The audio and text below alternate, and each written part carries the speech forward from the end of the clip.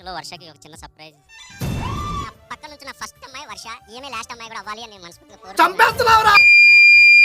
మన ఇండియాలో వచ్చిన కొన్ని వరస్ట్ టీవీ రియాలిటీ షోస్ గురించి ఆల్రెడీ మనం మాట్లాడుకోవడం జరిగింది. వాటిలో మిగిలిపోయిన ఇంకొన్ని దిక్కుమాల ఐడియాస్ తో వచ్చిన టీవీ రియాలిటీ షోస్ గురించి ఈ వీడియోలో మనం మాట్లాడుకుందాం. 5 Indian worst TV reality shows part 2.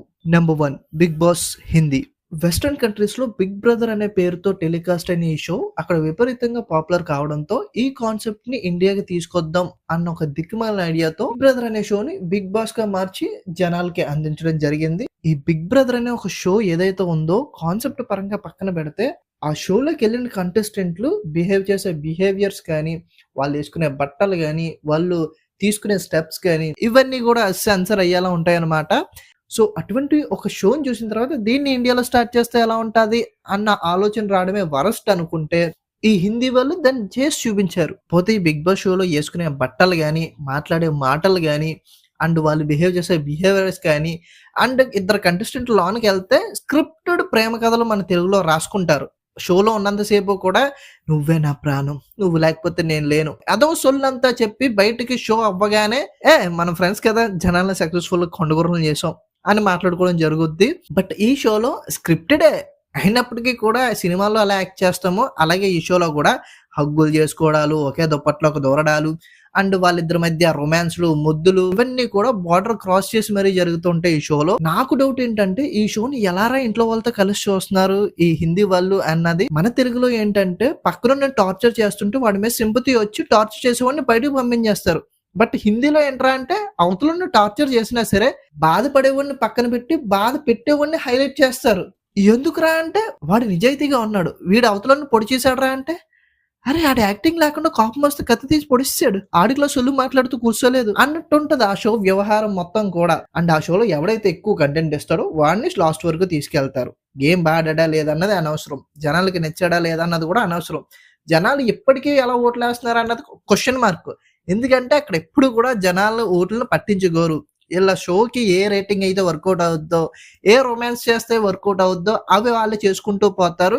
దానికి తోడు గొడవలు బిగ్ బాస్ లో మీదకి వెళ్ళిపోయి మరీ కొట్టేసుకునేంత రేంజ్ లో గొడవలు అనేవి జరుగుతూ ఉంటాయి. అంతెందుకు మన సల్లుబాయి ఎవడైనా తప్పు చేస్తే హౌస్ లోకి వెళ్ళి ఒక్కటి వీక్ బయటకు వచ్చేస్తాడు. సో అంత బ్రిలియంట్ షో అనమాట హిందీ బిగ్ బాస్ అనేది. ఎంత తెలిసినా గొర్రెల్లాగా ఈ షోని చూడడం మాత్రం మానరు ఏంటో మరి. Number 2, challenge. ఓంకార్ అనే తెలుగు గురించి మనం ఆల్రెడీ ఇంతకు ముందు వీడియోలో మాట్లాడుకున్నాం. అసలు ఎలా తెలుగు స్టేట్స్ ని ఒకప్పుడు రూల్ చేశాడు అండ్ ఎటువంటి బ్రెయిన్ ఆయనకు ఉంది అన్నది డిస్కస్ చేసుకున్నాం. అండ్ ఈ ఛాలెంజ్ విషయానికి వస్తే ఇదొక డాన్స్ షోనే, పేరుకు మాత్రమే. కొంతమంది పార్టిసిపెంట్లు ఉంటారు, ఆ పార్టిసిపెంట్లు ఇంకో పార్టిసిపెంట్ కి సాంగ్ సజెస్ట్ చేస్తారనమాట. ఫర్ సపోజ్ ఒక లవ్ సాంగ్ ఉంది, ఆ లవ్ సాంగ్ ని నువ్వు రౌద్రంగా చేయాలి, లేకపోతే ఆ లవ్ సాంగ్ ని నువ్వు కామెడీగా చేయాలి. ఆ కామెడీ నాకు వర్కౌట్ అయితే నువ్వు గెలిచినట్టు లేదా నేను గెలిచినట్టు. ఇది షో ఒక ఫార్మేట్. సో ఈ పార్టిసిపెంట్లు ఛాలెంజ్ ఇసురుతారు, ఆ ఛాలెంజ్ యాక్సెప్ట్ చేసి వాడు పర్ఫామ్ చేయాలి. ప్రాబ్లం ఏముంది, కాన్సెప్ట్ ఇంట్రెస్టింగ్ గానే ఉంది కదా అనుకోవచ్చు. బట్ అక్కడ ఉంది ఎవరు ది గ్రేట్ ఓంకార్ అన్నయ్య. ఆయనకు తెలియదా టీఆర్పీలు ఎలా తీసుకురావాలో. ఇక్కడే గొడవలు అనేవి మొదలవుతాయి. అవతలుడు ఎంత బాగా చేసినా వీడికి నచ్చదు, వీడు బాగాలేదనే చెప్తాడు, వాడేమో తగ్గడు, నువ్వు చేసి చూపి అని ఆడు. సో ఇద్దరు ఇలా కొట్టుకుంటూ ఉంటారు.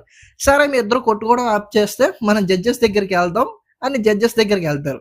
ఆ జడ్జెస్ లో ముగ్గురు, ఒకటి చెప్పేది ఒకటికి పడదు. మళ్ళా ఆయనేమో బాగుందంటాడు, ఈడేమో బాగాలేదంటాడు.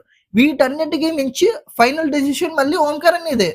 మీరందరూ తప్పు చెప్పారు, నేను ఇప్పుడు చెప్తున్నాను చూడండి, వీడు గెలిచాడు, ఆయన ఏమిచ్చాడు అది చేసి చూపించాడు, సో నా డెసిషనే ఫైనల్. ఇది ఎవడు షో? ఓంకార్ అనే షో. డబ్బులు పెట్టేదావుడు, బట్టలు ఇచ్చేదావుడు, మీకు పేమెంట్లు ఇచ్చేదావిడండి. ఫస్ట్ నేనేం చెప్తున్నానో అది మీరు చెయ్యాలి. పేపర్లో రాసి ఇచ్చాను చూసుకోలేదా? అరే జడ్జెస్ అయితే మాత్రం ఇక్కడ నేను ఫైనల్, నేను ది బాస్ అన్నట్టు మన ఓంకార్ అన్నయ్య మాట్లాడిందే ఫైనల్ అక్కడ. ఆ మాత్రం దానికి జడ్జెస్ అందుకు. లిటరల్లీ ఒక ఎపిసోడ్ లో ఓంకార్ రాసి ఇచ్చాడు నాకు ఎవరు విన్ అవ్వాలి అని బయట పెట్టేస్తాడనమాట ఆ చిట్టిని. ఓంకార్ గారు ఇచ్చిన మార్కులు చూసుకోవద్దు, ఇప్పుడు రాయలేం కదా ఎవరైనా కానీ చూసుకోండి. పోతే అప్పట్లో డాన్స్ షోలు పెద్దగా చూసేటోళ్ళు కాదు, ఏముంటది పెద్ద బోరింగ్. బట్ ఈయన దాన్ని ఇంట్రెస్టింగ్ గా మార్చడానికి తీసుకొచ్చిన పంచాయతీలు ఇవన్నీ. పోతే అక్కడున్న ఆర్టిస్టుల టాలెంట్ బయటకు తీసుకొచ్చి వాళ్ళకి మంచి అవకాశాలు కల్పించడం ఆ షో ఉద్దేశం కాదు. వాళ్ళలోని ఫైర్ బయటకు లాగి రోడ్డు మీద తాగేసిన వాళ్ళు కొట్టుకునేటట్టు చేయడమే ఓంకార్ అనే కాన్సెప్ట్. Number 3, Roadies.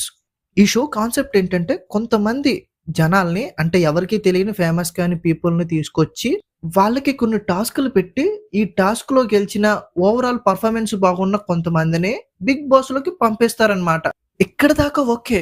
పోతే బిగ్ బాస్‌లో ఎటువంటి పంచాయతీలు జరుగుతాయో అయ్యే పంచాయతీలు ఈ షోలో కూడా జరుగుతాయి. స్క్రిప్టెడ్ లవ్వులు ఎలాగో బిగ్ బాస్‌లో వర్కౌట్ అవుతున్నాయి కదా! ఇక్కడ కూడా వర్కౌట్ చేస్తే మనల్ని బిగ్ బాస్‌లోకి పంపిస్తారో ఏమో అని జంటలో పార్టిసిపెంట్లు జంటలుగా విడిపోయి ఒకరి మీద ఒకరు చేస్తూ ఉంటారు ప్రేమని. ప్రపంచంలో ఎవరికీ రాని దిక్కుమాల ఐడియాలన్నీ కూడా ఈ షో డిజైన్ చేసే వాళ్ళకే వస్తాయి. అవి ఎటువంటి టాస్క్‌లంటే స్పెర్మ్ డొనేషన్. యెస్! మీరు విన్నది నిజమే. ఒక ఎపిసోడ్‌లో అయితే స్పెర్మ్ డొనేట్ చేశారు. అది మరెవరో కాదు ఆయుష్మాన్ ఖురానా. ప్రెజెంట్ హిందీ ఇండస్ట్రీలో ఈయనకంటూ ఒక సెపరేట్ ఫ్యాన్ బేస్ ఉంది. ఆయన కామన్ మ్యాన్‌గా ఆ షోలో పార్టిసిపేట్ చేసినప్పుడు ఆయనకు టాస్క్ వచ్చింది ఏంటంటే ఆయన స్పెర్మ్‌ని ఒక బాటిల్‌లోకి తీసుకొచ్చి దాన్ని డొనేట్ చేయాలి. అండ్ ఆ షో ఆయన చేస్తాడు సక్సెస్‌ఫుల్‌గా. ఇట్లాంటి చెత్త ఐడియాలతో పాటు ఒకరంటే ఒకరు కొట్టుకోవడం, తిట్టుకోవడం, పంచాయతీ వేరు. బిగ్ బాస్ కన్నా వరస్ట్‌గా ఉంటది పంచాయతీ ఇక్కడ. నంబర్ 4 కొండవీటి రాజా కోటలో రాణి. ఇటువంటి ఒక షో ఉందని నాకు కామెంట్‌లో వచ్చేంత వరకు తెలీదు. అండ్ ఆ కామెంట్ చేసిన తర్వాత నేను డెఫినిట్‌గా ఆ షో చూడడం స్టార్ట్ చేశాను. అలా కొన్ని ఎపిసోడ్స్ చూసిన తర్వాత నాకు అనిపించింది ఏంటంటే నిజమే. ఇది కూడా వన్ ఆఫ్ ది వరస్ట్. మన తెలుగులో వచ్చిన ఫస్ట్ రియాలిటీ షో ఇది. కాన్సెప్ట్ ఏంట్రా అంటే అడవిలో అన్యం పుణ్యం తెలియని కొంతమంది యువకులు బతికేస్తున్నారు ఎలాగోలాగా. ఇటు సైడ్ ఏమో చెవట వాసన తెలియని పబ్బుల్లో మాత్రమే తిరిగే కొంతమంది ఎక్స్పోజింగ్ చేసే అమ్మాయిలు షోలోకి ఎంటర్ అయ్యి వాళ్ళు ఇచ్చే ఛాలెంజెస్ ని వీళ్ళు ఒక జంటగా ఏర్పడి సక్సెస్ఫుల్ గా చేసిన వాళ్ళకి ఈ షో యొక్క టైటిల్. ఎడ్యుకేషన్ లేని నాగరికత పెద్దగా తెలియని కొంతమంది అబ్బాయిల్ని తీసుకొచ్చి అడవుల్లోంచి ఈ షోలో పాల్గొనడం జరిగింది. వాళ్ళు నిజంగానే అడవుల్లో బతికే వాళ్ళ అంటే నాకు అంత ఐడియా లేదు, కానీ వాళ్ళు ఈ షోలోకి ఎంటర్ అయిన తర్వాత అందమైన అమ్మాయిలందరూ కూడా మనోన్ని పట్టుకెళ్ళిపోయి అంటే ఒక్కొక్క అమ్మాయి ఒక్కొక్కరిని సెట్ చేసుకుని వాడిని సక్సెస్ఫుల్ గా అందంగా రెడీ చేయాలన్నమాట. ఫర్ సపోజ్ వీడికి జుట్టు కలర్ చేసేడాలు, అందంగా తయారు చేసేడాలు, నల్లగా ఉన్నోడిని తెల్లగా చేసేడాలు, అండ్ వాడికి ఏం కావాలో అది కొనివ్వడాలు, ఇటువంటివి అనమాట.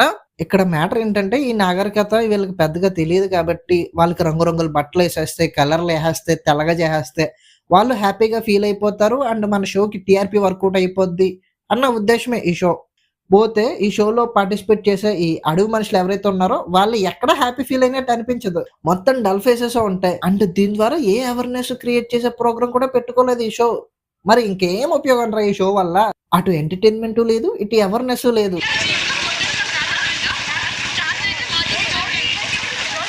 నంబర్ 5 జబర్దస్త్. జబర్దస్త్ అనే షో స్టార్టింగ్ లో చాలా బాగా వర్కౌట్ అయ్యేది. ఈవెన్ దో సినిమా వాళ్ళకి కష్టమైపోయేది. జబర్దస్త్ లోనే మొత్తం నవ్వించేస్తుంటే దాన్ని మించి కామెడీ చేస్తే తప్ప సినిమాలకి రావట్లేదు అన్నంత రేంజ్ లో డామినేట్ చేసేది. కొన్ని రోజులకి ఏమైందిరా అంటే జనాలకి చిరాకు తెప్పించారు. అది కూడా ప్రాబ్లం కాదు. బట్ ఏంట్రా ప్రాబ్లం అంటే వరస్ట్ టీఆర్పీ స్టంట్లు. అరదొక కామెడీ షో, కామెడీ చెయ్యండిరా అంటే దాన్ని వదిలేసి రష్మికి సుధర్కి లింకులు కలుపుతారు. అక్కడి నుంచి స్టార్ట్ చేశారు. ఇంకా ప్రతి ఒక్కరికి లింకులు కలపడమే. ఎవరైనా కొంచెం బాగా మాట్లాడితే వాళ్ళిద్దరికి ఒక లవ్ సింబల్ వేసేసి జనాల్లో వీళ్ళిద్దరు లవర్స్ రా అని పోర్ట్రే చేసేసి జనాలను గొర్రెలను చేయడం. ఆ ఆర్టిస్టులు కూడా సిగ్గు లేకుండా అక్కడ ఇష్టం వచ్చినట్టు చేతులు పట్టుకోవడాలు అండ్ నువ్వంటే నా దిల్కా దడకన్లు ఇలాంటి సొల్లు డైలాగులు అన్నీ చెప్పి ఆ షో అయిపోయిన తర్వాత బయటకు వచ్చి జనాలు ఇలా అనుకుంటున్నారని తెలిసి జనాలకు సెన్స్ లేదబ్బా, మేమేదో టీఆర్పీ కోసం చేస్తుంటే ఇలా నమ్మేస్తారా? జనాలను పకడ్బందీగా గొర్రెల్ని చేసేసి అవకాశాలు ఉన్నంతకాలం, అవకాశం లేకపోయేసరికి జనాలే తప్పు పడతారు మళ్ళా. ఇదనే కాదు, ఈ టీవీలో టెలికాస్ట్ అయ్యే ప్రతి షో కూడా వరస్ట్. ఒక్క షో అని కాదు, ఎవ్రీ షోలో కూడా ఈ లింకులు పెట్టడాలు ఏటో నాకు అర్థం కాదు. ఇదే కాదు, పెళ్లిళ్ళు కూడా చేసేస్తారు. అరే టీఆర్పీ ఎక్కువ వస్తుందిరా, రికార్డు టీఆర్పీ వస్తుందిరా అంటే శోభనాలు కూడా టెలికాస్ట్ చేసేస్తారు. లిటరల్లీ ఈ షో అన్ని కూడా బ్రోకరింగ్ చేస్తాయి ఇద్దరిని కలపడానికి. నేను మిస్ అయిన క్రింజిని ప్రొడ్యూస్ చేసే ఏమైనా టీవీ రియాలిటీ షోస్ మిగిలిపోయి ఉంటే కింద కామెంట్ చేయండి. అండ్ వెళ్ళిపోయే ముందుగా వీడియోకి ఒక లైక్ చేసుకుని పక్కనే హైప్ అనేది ఉంటుంది, దాన్ని ఎక్కించేసి ఒకసారి మా ఛానల్ చెక్అవుట్ చేయండి. నచ్చితేనే సబ్స్క్రైబ్ చేసుకోండి. Thank you so much.